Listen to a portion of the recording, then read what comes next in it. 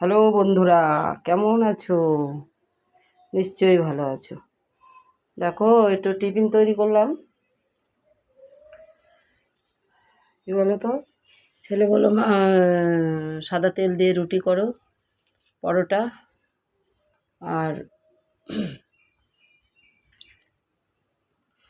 আলু ভাজা। ও খাবে এখন। দেখো, আলু ভাজা, রুটি, এখন ও টিফিন খাবে। বুঝতে পারছো?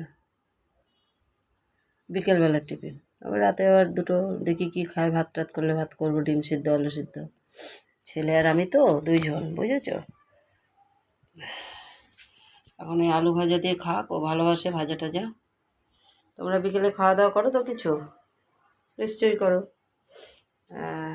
তখন ভালো থাকো, সুস্থ থাকো আর দেখতে থাকো।